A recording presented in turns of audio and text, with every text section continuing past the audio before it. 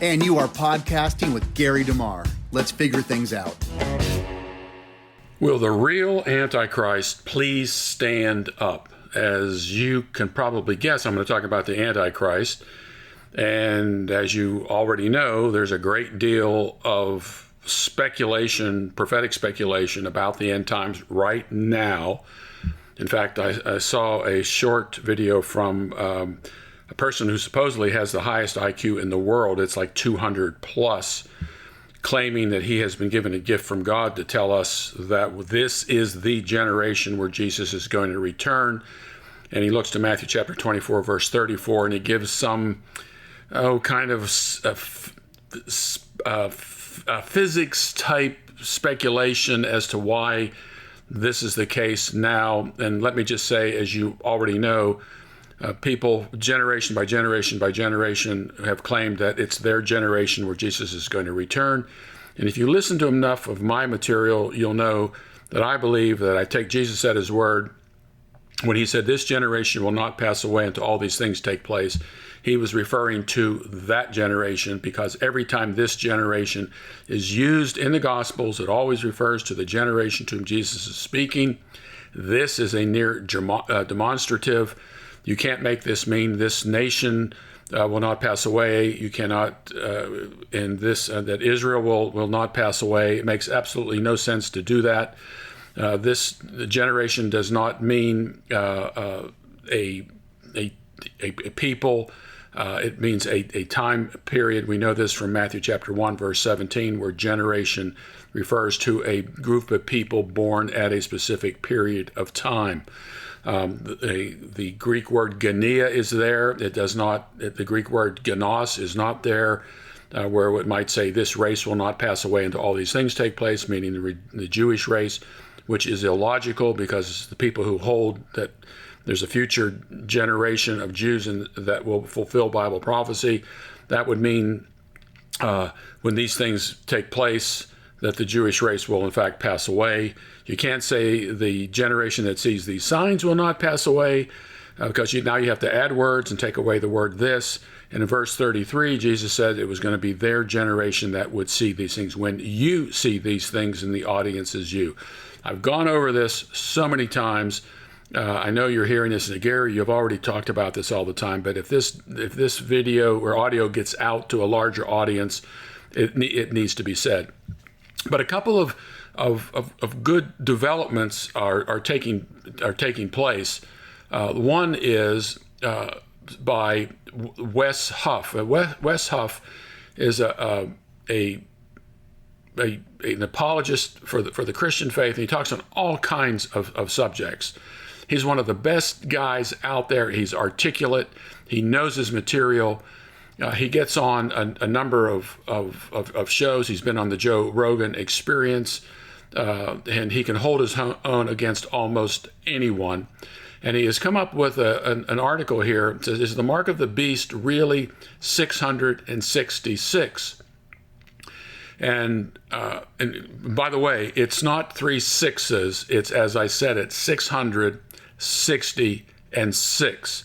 And so if you were to look at the Greek, you would see it two different ways, actually, with the Greek letters, that one represents 600, another one represents 60, and the other one represents the number 6. So it is specifically 666, or it's written out as 666. So the Bible's very clear. It's not 3 6s. So if you see 3 6s somewhere, someone says, oh, it's 666. No, it's got to be 666. And he makes an important point here about the number 666 in its historical context.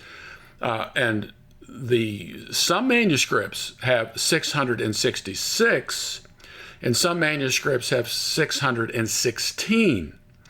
And so keep in mind that the numbering system, both in Hebrew and in Greek, are based on numbers. And so the first letter in the Hebrew alphabet would be 1, and same thing with Greek. And so numbers can in fact be letters, etc. And so it was very clearly stated in the text of Scripture there that this number can be translated into a name. It's a person's name. Now, who is that name? Now, the reason I like what Wes Huff is doing here is he's actually placing the book of Revelation in a historical context when, if this applies to Nero, it applies to the book of Revelation written before the destruction of Jerusalem in AD 70, because Nero died before the destruction of Jerusalem. And as a result of that, it gives us a dating of when Revelation was written. And so, and with the fact that the book of Revelation says the time is near, these things must shortly take place. The temple is still standing in chapter 11, and the number 666 or 616, depending which reading you make, that applies to Nero. Therefore, the book of Revelation was written prior to AD 70. He doesn't. I haven't listened to his whole podcast on this. He does have something on X where he goes through all this in detail, but I can't see where he is making the case that the book of Revelation was written before the destruction of Jerusalem in AD 70. Now, why 616 and 666 as to why they would apply to Nero? Well, if you take Nero Kaiser and put them into Hebrew letters, you either can get 666 or 616. Nero Kaiser would give you 616, or Neron Kaiser would give you 666. The final noon, the N sound in Neron Kaiser is worth 50 points. So if you subtract 50 from 666, you get 616. So either case, if it's 666, it refers to Neron Kaiser. If it's 616, it refers to Nero Kaiser. And there are some coins. In fact, I have a coin that has Neron Kaiser, has the noon there, which would make it 666. So I thought this was a very good lesson in looking at manuscripts, and something that has in fact been a discussion for many, many decades. Well, actually, if you go all the way back to Irenaeus makes this case that some manuscripts have 616 and some manuscripts have 666. And the best way to figure out which it is, 666 or 616, would mean to go back and look at the original revelation that was given to John, that was later copied and passed around to the churches. And so this is really a fascinating study, and I do cover it in my book, Last Days Madness, if you are interested in this aspect of this deal. And then this takes me to the next topic, and that is that the word Antichrist is not used in the book of Revelation. And so a lot of people, when they go to Revelation chapter 13, where the number 666 is used, you will find that the word Antichrist is not used. It's not used anywhere in the book of Revelation. And while Wes Huff does not say that, he is showing here that he does not identify the beast, actually two beasts, a sea beast and a land beast, in Revelation chapter 13. The word Antichrist is not being used. These are beasts. I believe the sea beast represents Rome, and the land beast represents Israel. And both Rome and Israel in time, we know Israel opposed Jesus as the Messiah all the way through the book of Acts. You see that, of course, many Jews embraced Jesus as the promised Messiah, and many Jews, in fact, did not embrace Jesus as the promised Messiah. But there was this antagonism by the Judaizers of the day that Jesus was not the Messiah, and those who were promoting that were committing blasphemy and should be executed, very much like the Jews in Jesus' day tried to do to him, and eventually brought him before Pilate to have Jesus executed. And then, of course, Stephen, the execution of Stephen as well. James, the brother of John, and you'll note that when he was finally killed, that Herod saw that pleased the Jews. So the antagonists in that first century are mostly the Jewish religious leaders who wanted to stamp out the Christian faith, that Jesus was in fact the Messiah. And in order to accomplish this early on, the Jews tried to make their case by colluding with Rome, and it didn't work. And in fact, in one particular place in the book of Acts, you will find that the Jews tried to execute Paul. They actually took an oath that they have Paul killed, and Rome stepped in at that point and kept that from happening. But we know later on, Rome ended up being the persecutor of the church as well. But the antagonists in the Bible, in the early portions of the Bible, especially in the book of Acts, and Paul mentions them as well, were in fact apostate Jews, unbelieving Jews who wanted Christianity stamped out. And of course, Paul was the first to try to attempt that. And of course, later he was converted. Then I saw this on Facebook. This was on July 7th, today, a post by Steve Deasy. Today's theology question: do you believe the Bible teaches a literal Antichrist at the end of days? Now, I've been on Steve's show and I've talked about this on his show. And here's what I wrote. No, the definition, timing, and number of Antichrist is clearly taught in the Bible. In 1 John chapter 2, verse 18, 1 John chapter 2, verse 22, 1 John 4, 3, and 2 John 7. And according to what John writes, there is no end-time Antichrist, but there are a lot of people who are Antichrist. There's a big difference. And I said, then see my book, Last Days Madness, where I deal with all this. So when people start talking about an end-time Antichrist, the question is, where in the Bible does it say that? Now, curiously, I found this article some years ago, and I still had it on my computer, and as I did a search for Antichrist, I saw a list that somebody had put together that there were 46 verses that deal with Antichrist. And it goes like this: time to share this again. 46 prophecies the Antichrist will fulfill. And he gives a list of what he says, all the verses that deal with the Antichrist. And so 46 different examples of him. Some of the verses there, he has them listed, and two things take place in that particular verse. So 46 examples of the Antichrist. And as I went through this, I tried to find where he actually quotes the Bible on what the Bible says about the Antichrist. And he doesn't. So 46 prophecies of the Antichrist, and yet not once does he actually quote the passages that use the word Antichrist. And I've already mentioned it's not found in the book of Revelation. And the word is used 5 times, and it is used by John in 1 John and 2 John, as I already mentioned.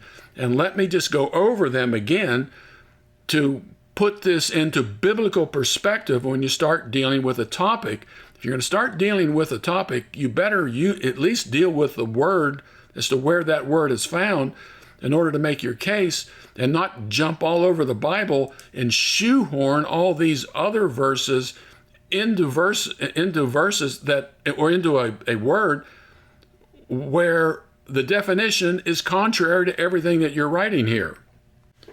Now, bear with me if you've heard this before, but let's look at 1 John chapter 2, verse 18. It's the first place where the word Antichrist is used. And John writes, So this is 1 John 2:18. Children, now that's the audience. It's his contemporary audience. It is the last hour, and just as you heard that Antichrist is coming, even now, many Antichrists have arisen. From this we know that it is the last hour. So John is not talking about an end-time Antichrist. He's talking about Antichrists who are alive in his day, and on the basis of that, it was the last hour. The last hour of what? I think John is keying off what Jesus says in Matthew chapter 24, where Jesus says, these events will not take place until this generation pass away. So this generation will not pass away until all these things take place. But you don't know the day or the hour that it will take place. And what John is doing here is he's saying the last hour is, the timing of this is coming close because the generation is about to pass away.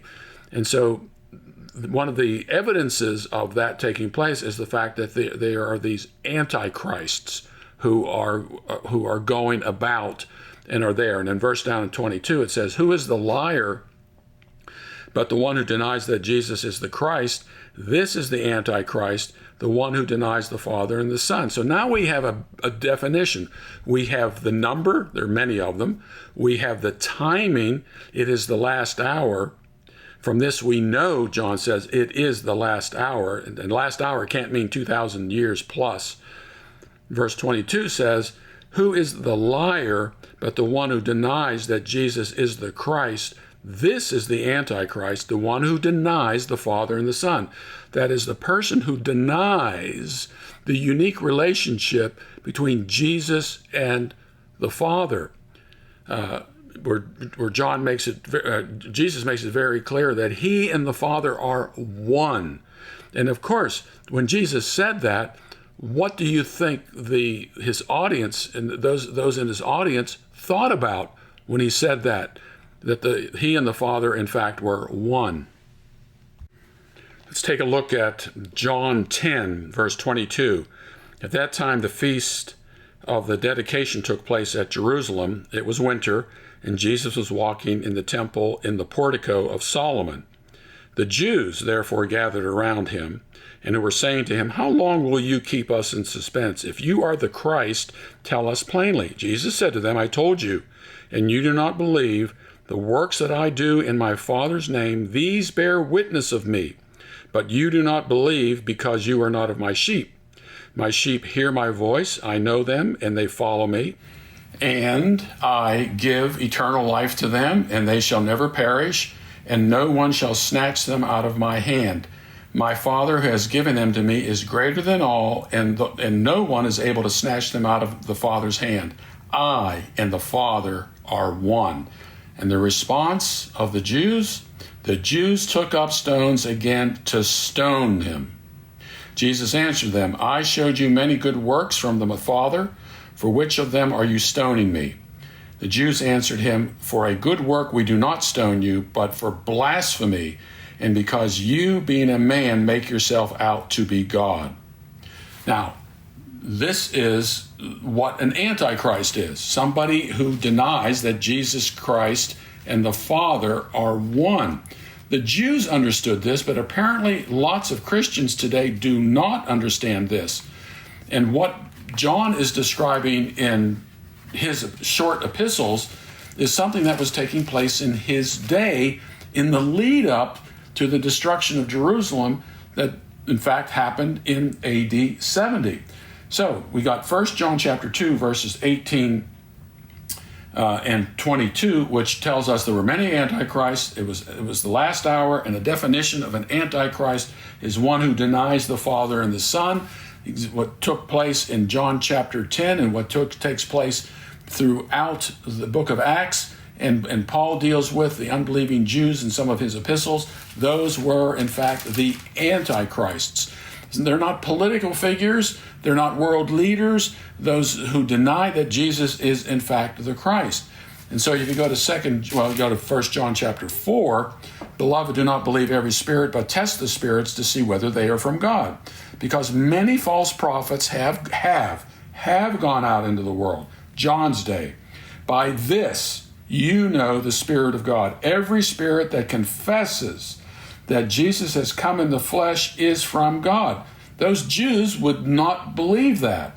Therefore, they are in fact Antichrist. And every spirit that does not confess Jesus is not from God. And this is the spirit. The word spirit isn't in the text, but this is of the Antichrist, of which you have heard that it is coming, and now it is already in the world. In John's day, these were the Antichrists of John's day. So, is there an end time political figure who the Bible describes as the Antichrist? The Bible does not. And a lot of the verses that people use to try to create this monolithic Antichrist figure by pulling all this guy over here and this one here, and he's got this trait here, and like the man of lawlessness in second Thessalonians 2. That is closer to the definition of an Antichrist, because it's someone who was in fact alive in Paul's day. You know what restrains him now, or you know who restrains him now. The mystery of lawlessness is already at work. The one who takes his seat in the temple was still standing. I deal with this in my book, Last Days Madness, as well. So anytime anybody brings up the topic of Antichrist, the first thing you should say to them, where in the Bible does the word Antichrist appear? And then you need to say, let's look at those and get the biblical definition, timing, and number of what an Antichrist was. And on the basis of that, then you develop a theology of the Antichrist. And all of these other passages that people say are in fact all about the Antichrist, they have to make a case for that. In many cases, I would say in all the cases, they have nothing to do with the biblical definition of Antichrist. Thanks for podcasting with Gary DeMar. Please subscribe and share this with anyone you think really needs to hear it.